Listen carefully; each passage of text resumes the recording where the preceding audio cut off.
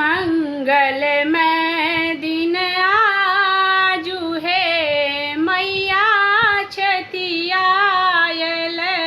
मंगलमय दिन आजू है मैया छठिन आयल।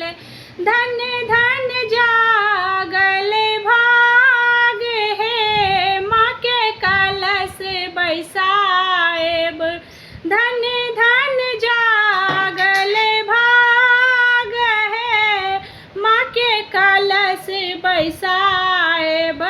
मंगलमय दिन आजू है मैया छठिन आयल। पहिले पूजब माँ शैलपुत्री के, दोसर पूजब ब्रह्मचारिणी माँ के। पहिले पूजब माँ शैलपुत्री के, दोसर पूजब ब्रह्मचारिणी माँ के। तीसर चंद्र घंटा मैया के, तीसर चंद्र घंटा मैया के। मंगलमय दिन आजू है मैया छठिन आयल। मंगलमय दिन आजू है मैया छठिन आयल। चारिम पूजब कुष्मांडा माँ के, चारिम पूजब कुष्मांडा माँ के।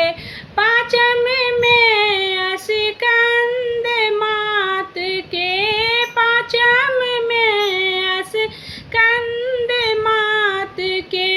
छठम कात्यायनी माई है मन कमल फुलायल।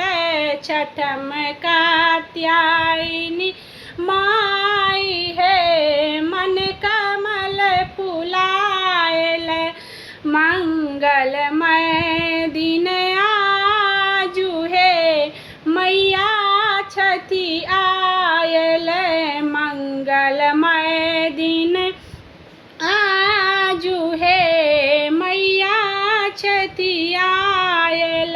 सतमी पूजब माँ काल रात्रि के, सतमी पूजब माँ काल रात्रि के।